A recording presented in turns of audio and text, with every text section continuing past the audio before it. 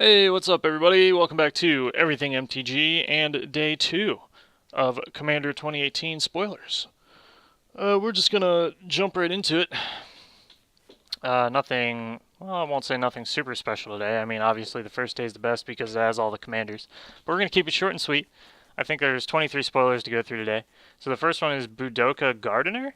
It's a 1 green and 1 2/1, or at least that's what it starts as. And you can tap it, and you may put a land card from your hand onto the battlefield. If you control 10 or more lands, you flip it. Now, this is a Kamigawa style flip card. If you guys are not familiar with that, I'll have it up on the screen here. Just take a look at it. It's not like the recent transform cards. This is a flip card. I know that might be kind of complicated to understand. But same concept. So then when you flip it, it'll flip into a 3/3. And the new ability it has is 4 and 2 green tap. Create an XX green elemental creature token where X is the number of lands you control. That's not bad. That's pretty good. Moving on to the next one, we have Thantis the War Weaver. Man, these names are getting more complicated every day, I swear. So this is 3, a red, a green, and a black for a mythic rare. It is a 5/5. I'm not sure what creature type this is. Currently, they have it in, it's either Chinese or Japanese on the site that I'm looking at. So I don't know what creature type it is. It looks like a spider. So it has Vigilance and Reach. It also has each creature attacks each combat if able. And whenever a creature attacks you or a planeswalker you control, put a 1/1 counter on this creature. Not too bad. I really hate cards that make each creature attack each combat. I mean, if you're playing around that and you make your deck around that, it can be very good. But if if you don't make your deck around that, you're really gonna screw yourself. Could be bad. Our next card we have is Ruinous Path. I doubt I even have to explain this. I'm surprised it's actually seeing a reprint here. So 2 black and 1 for a sorcery. Destroy target creature or planeswalker. It also has Awaken 4. You can pay 5 and 2 black. If you cast this card for 5 and 2 black. Also put 4 1/1 counters on target land you control and it becomes a 0/0 elemental creature with haste and is also a land. So it will become a 4/4 land with haste. Or elemental land with haste. You can still tap it for mana, but it just makes it a little more powerful. So instead of paying double black and 1, you're paying double black and 5, which is quite a bit more. But, if you're late game and you want to destroy something, you can get some good value. Our next card is Wind Grace's Judgment.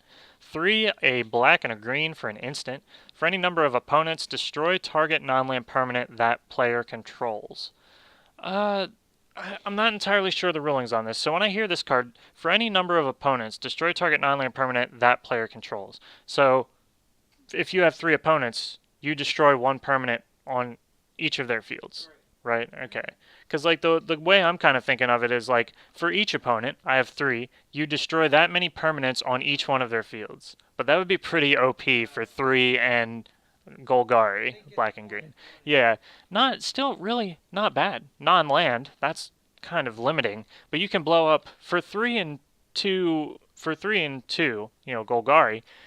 It's basically a Wrath of God, except hitting the whole board. You can hit enchantments or artifacts. Specifically, one thing you want to hit, the biggest thing on each person's board. It's really not bad. So moving on to our next card, we have Fury Storm, 2 and 2 red for an instant. When you cast a spell, copy it for each time you've cast your commander from the command zone this game. You may choose new targets for the copies. Copy target instant or sorcery spell. You may choose new targets for the copy. So that's very similar to the other card. I believe it was blue. And honestly, I like the effect. It gives you value for, your commander died too many times. It's high value commander. You can't cast it again. And this gives you a great way to at least get some value off the fact that it's been cast and it's died so many times. Really great. Our next card is, I'm going to butcher this, Xancha, Sleeper Agent. 1, a black and a red for a 5/5 legendary minion. Now, it looks like a human, but that's a minion. As Xancha Sleeper Agent enters the battlefield, an opponent of your choice gains control of it. Interesting. Xancha attacks each combat if able and cannot attack its owner or planeswalker its owner's control. We're seeing that effect a lot. Pay 3, Xancha's controller loses 2 life and draws a card. Any player may activate this ability. Interesting.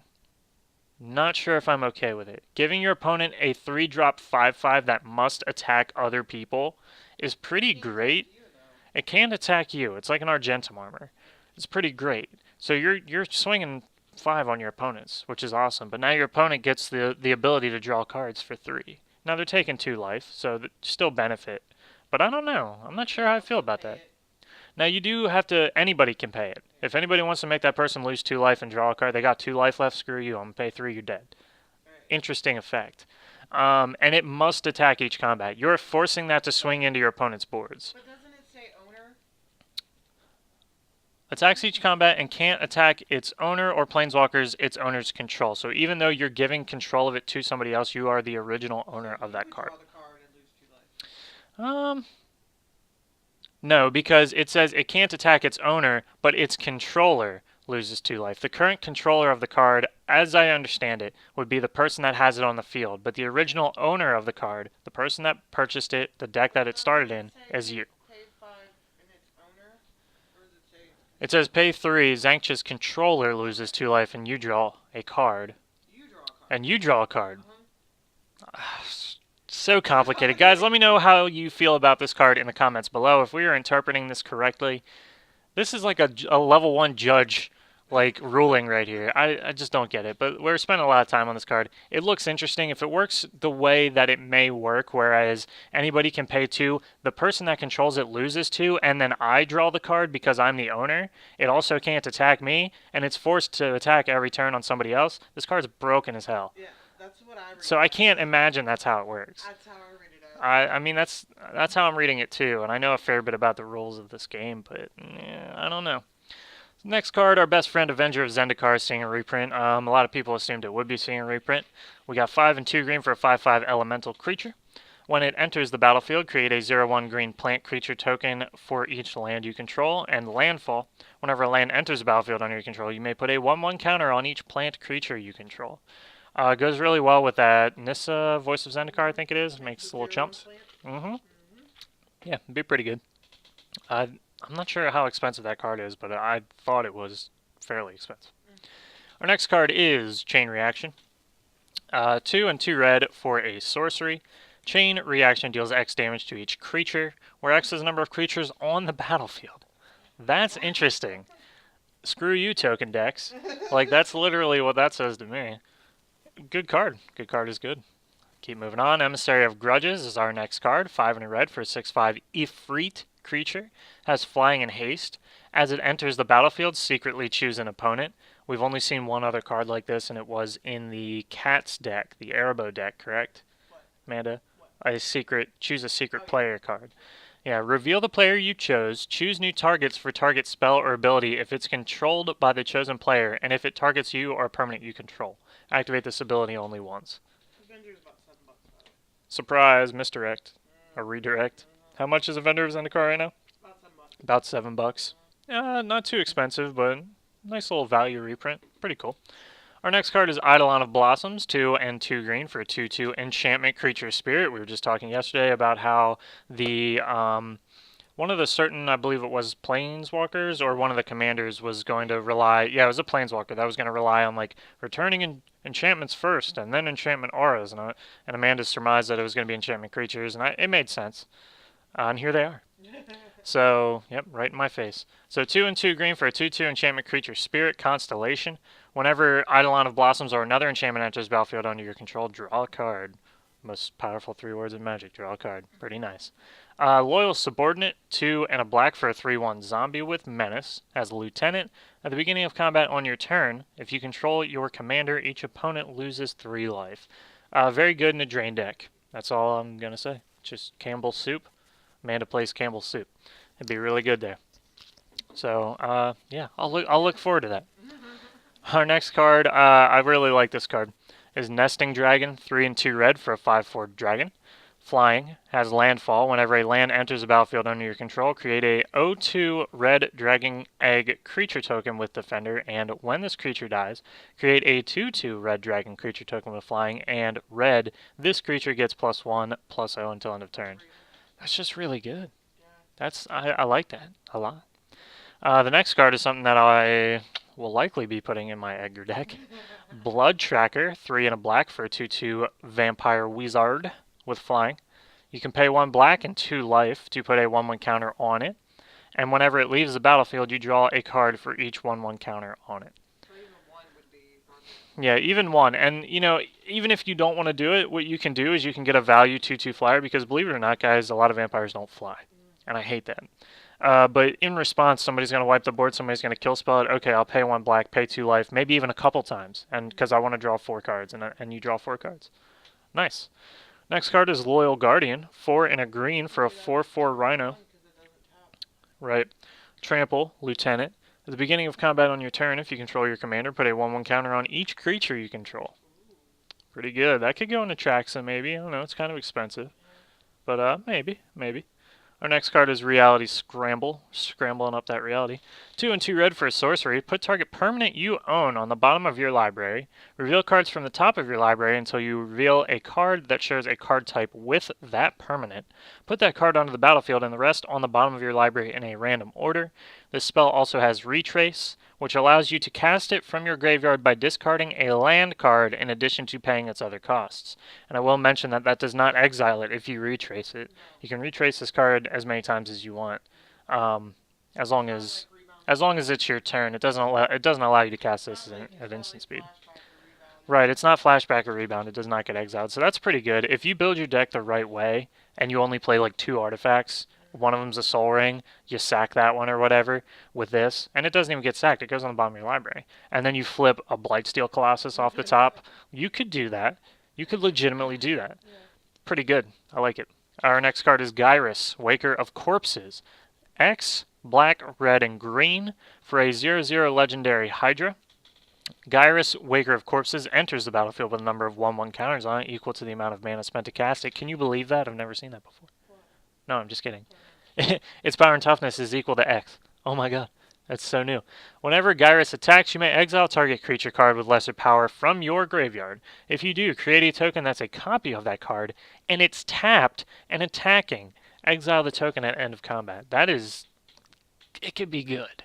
If you're playing a 1/1 counter deck, and, you know, because maybe you don't want to pump a bunch of X on it to begin with, if you keep raising its power, and you get some big stupid stuff in your graveyard, yeah, more Hydras even, you can really just start recurring stupid stuff, and it's tapped and attacking.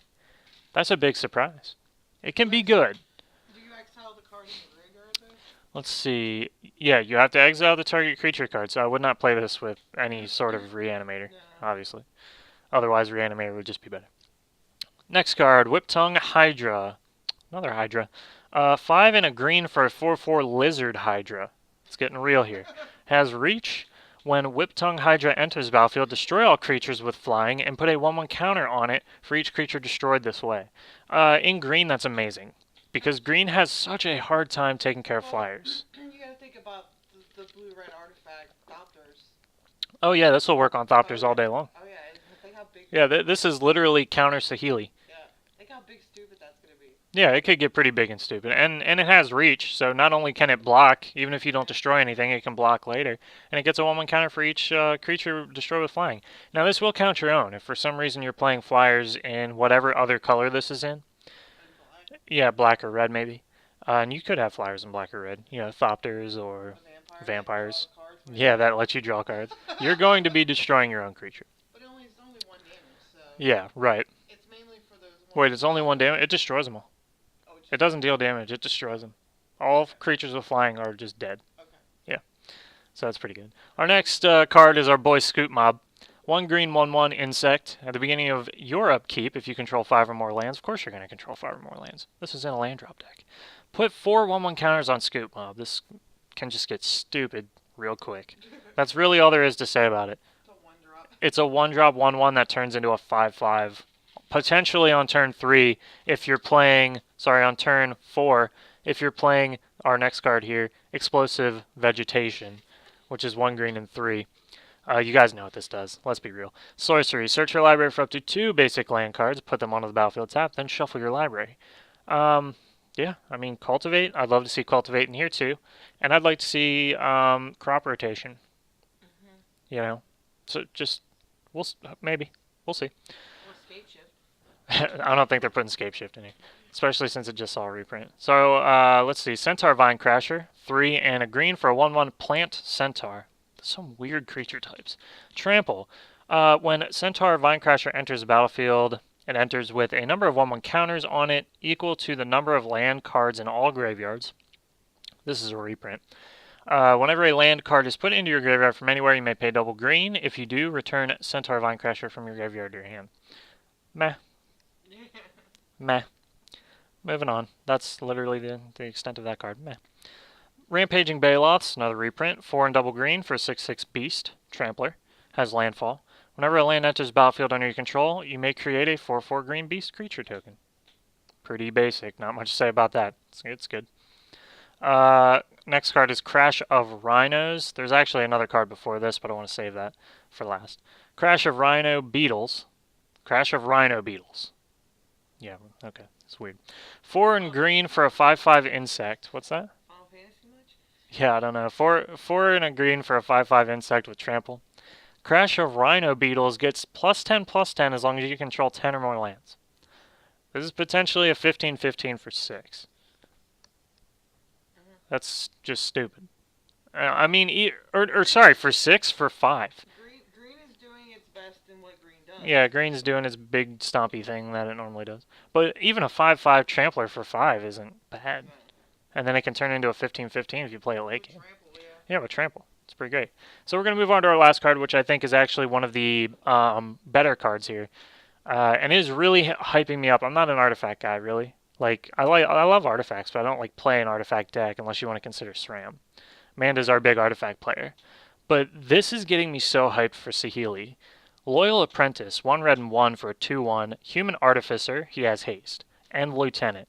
At the beginning of combat on your turn, if you control your commander, create a 1/1 colorless Thopter artifact creature token with flying, and that token gains haste until end of turn. The synergy with the Thopters in Saheeli is like, and I assume this is in Saheeli, is flipping on point. You know, you take that, is an artifact or land? I think it's an artifact. That lets you tap, sack a Thopter to get a 4/4 construct. Yeah, And you can, and it originally makes a Myr, right? Or something similar. it's an artifact. Yeah, it's an artifact. Yeah, it like starts by making you like a 1/1 Myr or something, and then you sack them. You can sack a Myr to get a Servo. servo. That's what it is. It starts by making a 1/1 servo. You can sack a servo, any servo. It doesn't have to be that one, to make a Thopter, and then you can sack a Thopter, any Thopter, to make a 4/4 construct. So what you do with Loyal Apprentice, which is great, because it activates on your combat. You slap them down. You go to combat. You swing in with your hasty Thopter. And then you sack the Thopter to get a 4/4 construct for blocks. No, it doesn't even have to be on your turn. It can be in You response. know what would be really good in that deck? What? Karn. Karn? Uh-huh. Karn, yeah. Making Karn constructs. Yeah, it would. Anyways, guys, there's another 23, I think.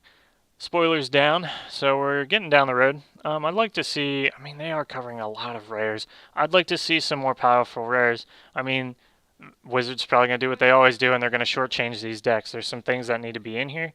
Cultivate, I know that's a common. But Cultivate and Crop Rotation definitely need to be in here. Like, let's be real. Guys, Azusa needs to be in here, or Oracle of Moldiah needs to be in here. And now is the time to do it, because they're like $20 or more each. Oracle of Moldiah was printed in original Zendikar, that block, and has never been reprinted since that. That was the only time it's been printed. Oracle of Moldiah.